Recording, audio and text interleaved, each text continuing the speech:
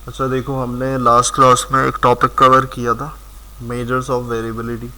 उसको पहले यहाँ पर हम टॉपिक एक जो छोड़ के इसमें आए थे, वो चीज़ हमने देखनी है यहाँ पर कि हमने मेजर्स ऑफ वेरिएबिलिटी में एक चीज़ छोड़ी थी जो हमने डिस्कस किया था कि हम नेक्स्ट क्लास में देखेंगे। वो क्या थी? हमने यहाँ पर देखे थे कुछ तरीके कि मेजर ऑफ डिस्पर्जन, यानी कि हमारे पास मीन से हमारा डेटा कितना दूर है, फैला हुआ कितना है, तो हमें उससे पता चलेगा कि आउटलायर्स कितने हैं। उसमें हमने देखा था कि हम लास्ट क्लास सेकंड क्लास में डिस्कस करेंगे क्वार्टाइल डेविएशन। अब इसको मैंने कहाँ पर रखा है? इसको क्वार्टाइल डेविएशन, ये पैटर्न है, टेक्निक है। किसके लिए? ये ख़ास तौर पे इस्तेमाल की जाती है किसके लिए? Outliers detection. तो इसको हम कैसे करेंगे, इसको देखेंगे कि आउटलायर्स को कैसे डिटेक्ट किया जाता है और रिमूव कैसे किया जाता है, यानी कि जो एक्सट्रीम वैल्यूज़ डिस्टर्ब कर रही होती हैं उनको कैसे किया जाता है। तो उसमें देखो दो तरीक़ेकार हैं। उसमें हमारे पास मेथड्स होते हैं डिफरेंट। जैसे अभी तुम्हारे पास था क्वार्टाइल डेविएशन, वो एक मेथड होता है, और दूसरा होता है जेड स्कोर।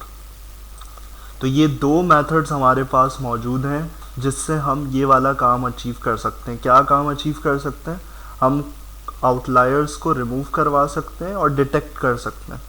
हमेशा बात याद रखोगे, डिटेक्शन होती है पहली, रिमूव पे सोचा जाता है, देखा जाता है कि आया कि ये आउटलायर्स लॉजिकल सही हैं या फिर डिस्टर्ब कर रहे हैं डेटा को, सही। तो उसका भी तरीका होता है। तो हमारे पास ये दो हैं, IQR है और जेड स्कोर। लेकिन नीचे क्या लिखा हुआ है? नीचे लिखा हुआ है कि भाई ये यूज़ होते हैं दोनों मेथड, लेकिन they are applied in different context. यहाँ जो पॉइंट लिखा हुआ है इसका मतलब है कि डेटा की करेक्टरिस्टिक्स को देख के हमें अप्लाई करना पड़ेगा कि आया कि हम ये लगाएं या फिर इसको यूज़ करें। बात समझ में आ रही? तो यहाँ पर देखो क्या है, बहुत आसान है, जो हम डिस्कस करके आए हैं सब कुछ रिलेट कर जाओगे कि डेटा टाइप तुम्हारे पास अगर कैसी हो, अगर तुम्हारा डेटा नॉर्मल और सिमेट्रिकल डिस्ट्रीब्यूशन है तो हम क्या अप्लाई कर सकते हैं? जेड स्कोर को। यानी कि हमेशा नॉर्मल डिस्ट्रीब्यूशन अगर होगी, और नॉर्मल डिस्ट्रीब्यूशन क्या होती है कि तुम्हारा मीन बीच में लाई कर रहा हो, यानी कि तुम्हारे पास बेल कर्व बन रहा हो, जो हमने लास्ट क्लास में स्क्यूनेस का डिस्कस किया था। और अगर तुम्हारा डेटा क्या है? स्क्यूड है, यानी कि राइट टेल आ रही है या लेफ्ट टेल आ रही है, लंबी टेल निकल रही है, तो इसका मतलब है वो क्या है? नॉन नॉर्मल डिस्ट्रीब्यूटेड है। तो उसमें तुम क्या अप्लाई कर सकते हो? IQR। और यहाँ पर देखो क्या है, रॉबस्टनेस का मतलब होता है कितना ज़्यादा इम्पैक्टफुल है, मतलब पावरफुल कैसे। तो यहाँ देख लो कि यहाँ सेंसिटिव है ये एक्सट्रीम वैल्यूज़ के लिए, यानी कि बहुत ज़्यादा अगर एक्सट्रीम वैल्यूज़ होंगी कहीं एक साइड पे या इधर उधर, तो ये नहीं कर सकता वहाँ पर। लेकिन यहाँ क्या कर सकता है ये? Robust to extreme value. क्योंकि नॉर्मल डिस्ट्रीब्यूटेड जब होता है जब हमारे पास बैलेंस एक्सट्रीम वैल्यूज़ होती हैं, यानी कि कोने में कुछ एक आध लो होगी या फिर हाई होगी, बहुत कम कम होंगी। लेकिन यहाँ पर हमारे पास टेल में, राइट टेल और लेफ्ट टेल में बहुत ज़्यादा होती हैं। तो उसमें हमारे पास कौन सबसे बेस्ट प्रैक्टिस है? IQR की है, सही। तो यहाँ पर दोनों पॉइंट नीचे जो लिखे हुए हैं वो यही है। कैलकुलेशन में बस ये है कि भाई ये जो यूज़ करता है वो किसको यूज़ करता है? यूजेस मीन और स्टैंडर्ड डेविएशन, यानी कि इसका सारी डिपेंडेंसी जो है वो किस पे? या तो मीन पे है और स्टैंडर्ड, दोनों पे। और यहाँ क्या है? यहाँ कॉन्सेप्ट अलग है। क्या यूज़ करता है ये? परसेंटाइल्स का। ये अभी देखेंगे कि परसेंटाइल्स हमारे पास क्या होते हैं? Q1 और Q3, सही। तो यहाँ पर ये हमारे पास IQR का है, यानी कि हमें हमारे पास किस तरीके से अचीव हो सकता है वो हम यहाँ पर देख रहे हैं। तो ये ऊपर दो पॉइंट जो हैं वो तो हमने देख लिए डायग्राम में। नीचे क्या है? Limitations, not ideal for small data sets where quartiles may not be well defined. ये छोटे डेटा, यानी कि तुमने 500 का डेटा सेट उठा लिया, बहुत ही कम है, बिल्कुल ना होने के बराबर है। 500 का डेटा सेट उठा लिया, फिर IQR काम नहीं करेगा। और ऐसा नॉर्मल सिनेरियो में होता ही नहीं है, छोटा डेटा सेट होता ही नहीं है, हमेशा बड़ा होता है डेटा सेट। और यहाँ क्या लिखा हुआ है? Less effective when data is truly Gaussian. ये वहाँ काम नहीं करेगा जहाँ नॉर्मल डिस्ट्रीब्यूशन। गॉसियन किसका नाम है? साइंटिस्ट का है, जिसने नॉर्मल डिस्ट्रीब्यूशन का कॉन्सेप्ट इंट्रोड्यूस किया था, बेल कर्व वाला, सही। तो यहाँ अगर तुम्हारा नॉर्मल डिस्ट्रीब्यूटेड डेटा होगा तो ये नहीं लगा सकते, बस ये याद रखनी है बात। जेड स्कोर जो है वही है उल्टा, कि भाई ये यहाँ पर काम कर सकता है जहाँ हमारे पास नॉर्मल डिस्ट्रीब्यूटेड डेटा हो। अगर नहीं है नॉर्मल डिस्ट्रीब्यूटेड तो जेड स्कोर को दिमाग से निकाल देना है, हमें दूसरे पे काम करना है। बात क्लियर है? तो ये मेथड्स हैं दो। इन मेथड्स में से देखो बहुत सारी जगहों पे क्या पाया जाता है, नॉर्मल डिस्ट्रीब्यूटेड भी पाया जाता है और हमारे पास राइट स्क्यूनेस भी पाई जाती है। तो हम पहले कहाँ से स्टार्ट करते हैं, IQR से, यानी कि हमारे पास हम पहली टेक्निक जो है वो कैसे अप्लाई करेंगे। तो हम यहाँ पर IQR से स्टार्ट करते हैं और IQR क्या करता है, कैसे करता है, वो चीज़ हम देखते हैं यहाँ पर। तो देखो उसकी एग्जांपल यहाँ पर मौजूद कि IQR में आउटलायर डिटेक्शन कैसे होती है। मिसाल के तौर पर फॉर एग्जांपल ये हमारा एक कॉलम है, कौन सा कॉलम है ये, हाइट का, सही। हमें क्या करना है, हमें आउटलायर डिटेक्ट करना है। तो अब देखो यहाँ कॉन्सेप्ट समझना ज़रूरी है कि यहाँ पर क्वार्टाइल्स क्या होते हैं। क्वार्टाइल्स होता है परसेंट, यानी कि तुम्हारे डेटा सेट को डिवाइड कर देता है, कॉलम के डेटा सेट को कितने हिस्सों में, 3 हिस्सों में। क्या क्या हिस्से नज़र आ रहे हैं, Q2 का मतलब क्या है, 50 पार्टीशन, यानी 50% इधर चला गया और 50% डेटा इस साइड पे चला गया, 2 हिस्से हो गए। और यहाँ पर तुम्हारे पास Q1 क्या है, Q1 उसके बीच का हिस्सा है, यानी कि 25% Q1 को कहते हैं और 75% Q3 को। यानी कि इसके हिसाब से, IQR के हिसाब से कि भाई ये जो डेटा बीच में है इसके अलावा जो भी होगा वो क्या होगा, वो आउटलायर्स होंगे। यानी कि यहाँ या तो बहुत छोटी वैल्यू होगी, लॉजिकली गलत होगी, और या तो बहुत ज़्यादा बड़ी वैल्यू होगी जो लॉजिकली गलत होगी। तो देखो एग्जाम्पल में देखो, अगर Q1 से पहले देखो तो क्या किसकी बात हो रही है, हाइट की। तो यहाँ पर देखो क्या आ रहा है, यहाँ कितनी वैल्यूज आ रही हैं, क्या क्या आ रहा है, 1.2। 1.2 किसी बंदे की हाइट हो सकती है, हो सकती है नॉर्मली। अगर हम कहीं उसकी बात कर रहे हैं, आर्मी की कहीं पर बात कर रहे हैं, वहाँ डेटा नोट किया गया है, तो वहाँ क्या होगा, मतलब बहुत सारी एरर वैल्यूज़ तुम्हें मिल जाएंगी इसमें। कैसे कि तुम्हारे पास 1.2 आ रही है, क्योंकि ये डेटा को क्या करता है, प्रॉपरली जस्टिफाइड करता है कि भाई Q1 से पहले और Q3 के बाद। और इसको चेक भी किया जाता है कि भाई जो हमने रिमूव करी है वो आउटलायर्स हमारी डिस्टर्ब कर रहे हैं या नहीं कर रहे। हम ऐसा नहीं है हर वक्त हटा देंगे, डिटेक्ट करके चेक करेंगे, किसके थ्रू, मीन को। अगर मीन हमारा पहले वाला और आगे वाला दोनों सेम आए, इसका मतलब है आउटलायर्स कोई डिस्टर्बेंस नहीं कर रहे। बात समझ में आ रही है?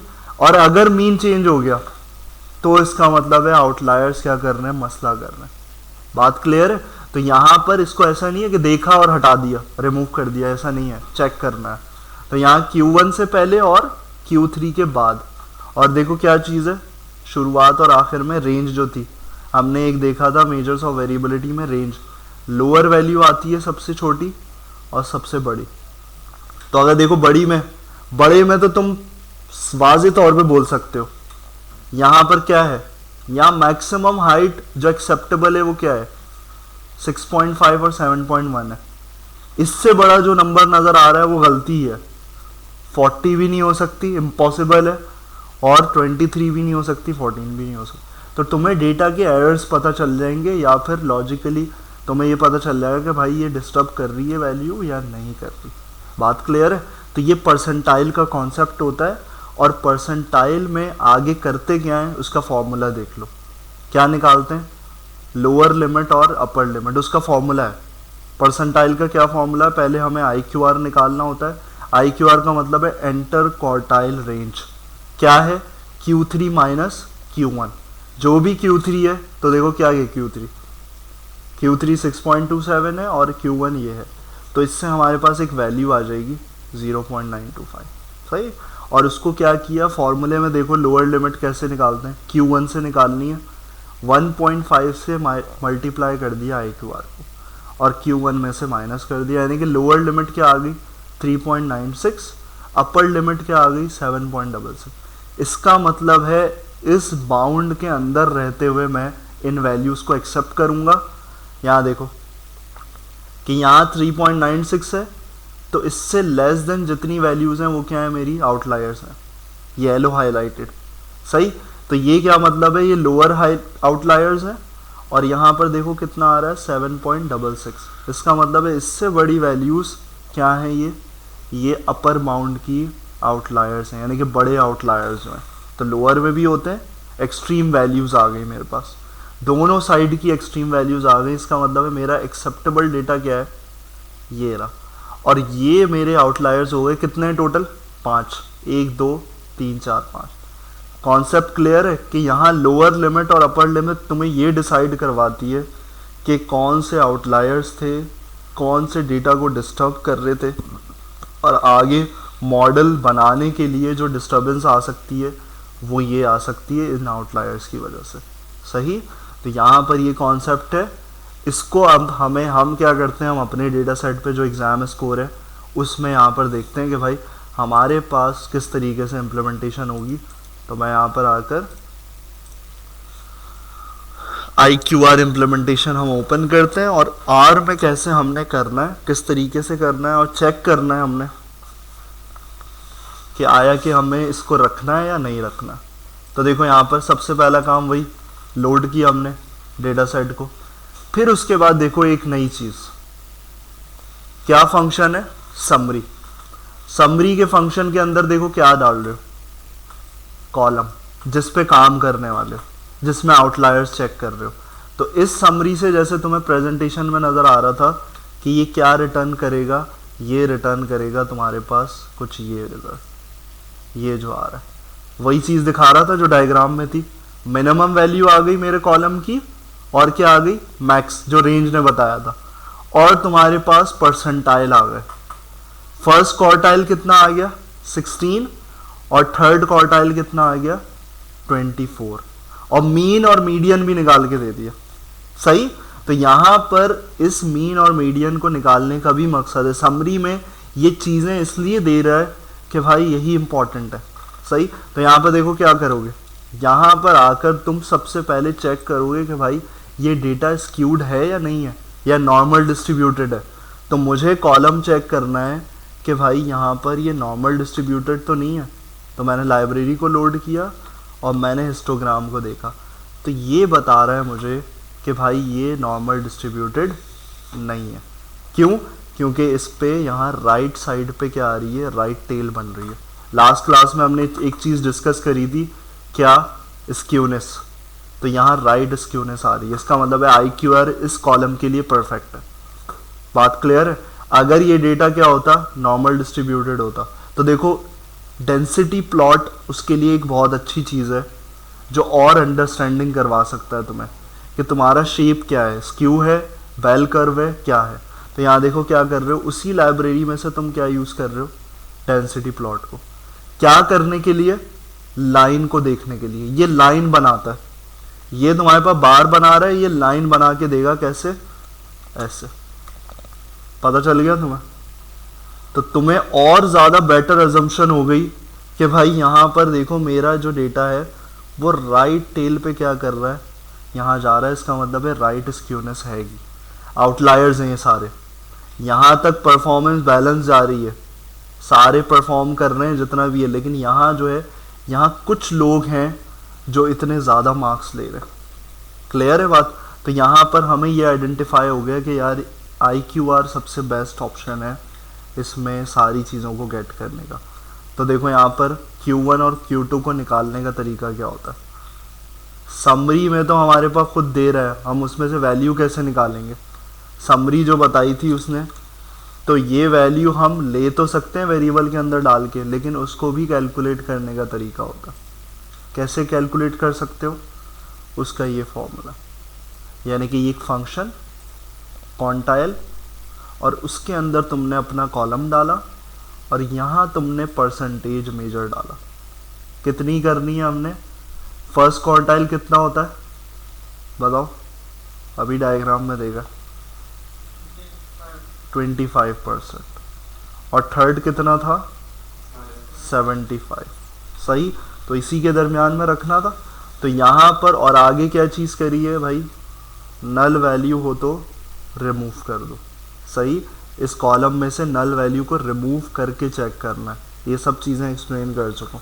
तो Q1 Q3 कैलकुलेट करना है, फिर प्रिंट किया, तो प्रिंट करने पे देखो हमारे पास रिजल्ट किस तरीके 25% कितना आ रहा है 65 यहाँ पर आ रहा है और 75% क्या आ रहा है 69, यानी कि इस कॉलम में इन दोनों के दरमियान वाले डेटा पे तो हमें अपर लिमिट और लोअर लिमिट डिसाइड करनी है।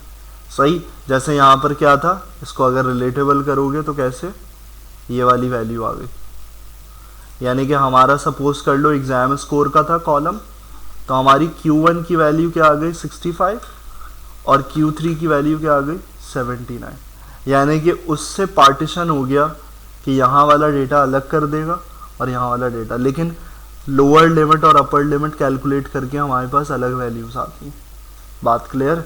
तो यहाँ पर हमें क्या करना है, अब यही वाला फॉर्मूला ये जो तुम्हें नज़र आ रहा था यही अप्लाई करना है कि भाई आगे हम किस तरीके से काम करेंगे। तो पहली चीज़ ये नज़र आ रही थी क्या कि भाई जो Q3 और Q1 है उसको निकालना है।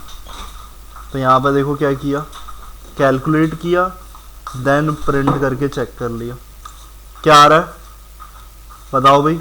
IQR हमारे पास कितना आ रहा है 4, सही 4 आ रहा है। यही फॉर्मूला दिखाया था अभी प्रेजेंटेशन में, क्या था फॉर्मूला कि भाई Q1 minus 1.5 multiply by IQR और Q3 plus 1.5 multiply by IQR, यानी कि लोअर लिमिट और अपर लिमिट हमने कैलकुलेट करके निकाल लेनी है। और कैलकुलेट करके निकालेंगे तो हमारे पास देखो क्या आ गई 59 लोअर लिमिट आ गई और अपर लिमिट क्या आ गई 75, यानी कि फॉर्मूला बना हुआ है, हमें उसी फॉर्मूले को चेक करके अप्लाई करना है। तो इसका मतलब है कि भाई ये लोअर लिमिट और अपर लिमिट के ऊपर नीचे क्या है आउटलायर्स है। हमने ये अज्यूम कर लिया IQR के मुताबिक कि भाई 75 से ऊपर आउटलायर्स। अब हमारे जहन में ये सवाल आएगा कि यार 75 से ऊपर कुछ बच्चे होंगे जिनके एग्ज़ाम स्कोर एक्सेप्टेबल होंगे, तो वही तो चेक करना है। आउटलायर को हटा के देखेंगे कि हमारा मीन क्या निकल के आ रहा है। अगर मीन हमारा वही आ रहा है जो पुराना मीन है, कौन सा मीन, यहाँ देखो डायग्राम में हमारे पास क्या था मीन, यहाँ पर मिसाल के तौर पर मेरा पहला मीन 19 था आउटलायर को हटाने, और आउटलायर को हटाने के बाद भी यही आए, तो क्या करूँगा मैं, आउटलायर को रखूँगा या रिमूव करूँगा, बताओ। आउटलायर से पहले भी यही था और हटाने के बाद भी देखा, तो रखना चाहिए मुझे आउटलायर्स को या नहीं रखना चाहिए, यही तो डिसीजन मेकिंग है। रखना चाहिए, यानी कि वो डेटा को डिस्टर्ब नहीं कर रहे। बात क्लियर है? तो ये हम देखते हैं सेंट्रल टेंडेंसी के अकॉर्डिंग, यही सेंट्रल टेंडेंसी बताती है कि भाई रखना है या नहीं, या स्टैंडर्ड डेविएशन को भी देख सकते हो। तो यहाँ पर देखो किस तरीके से करना, यहाँ पर आगे हमने देखो इसको यही काम करना है कि भाई अपर लिमिट और लोअर लिमिट हमने चेक करनी है। तो यहाँ पर ये वाला काम कैसे करना है, यहाँ पर एग्ज़ाम स्कोर लिखना है, यहाँ आवर्स स्टडीड लिखा हुआ है तो एग्ज़ाम स्कोर आएगा, क्योंकि हमें एग्ज़ाम स्कोर की बात करनी है। तो देखो कैसे करी हुई है कंडीशन, किस तरीके से, यहाँ पर देखो क्या है, हम कैसे वैल्यू को निकालेंगे। हमने एक वेरिएबल बनाया आउटलायर्स का और इसके अंदर क्या रख रहे हो, इसके अंदर तुम अपने डेटा सेट का कॉलम रख रहे हो। कंडीशन कैसे स्पेसिफाइड की जाती है आर के अंदर, स्क्वायर ब्रैकेट्स लगा के। बात क्लियर है? और अंदर देखो क्या लॉजिक रख रहे हो कि भाई जो एग्ज़ाम स्कोर का कॉलम है उसको क्या देखना है कि लोअर लिमिट, यानी कि लेस देन जो लोअर लिमिट है, जितना भी डेटा है लेस देन वो निकाल के दे दो, और ग्रेटर देन अपर लिमिट, यानी कि अपर लिमिट से बड़ा जितना डेटा है वो निकाल के दे दो। कौन सी बात हो रही है, ये बिल्कुल ऐसी ही बात हो रही है, ये वाली।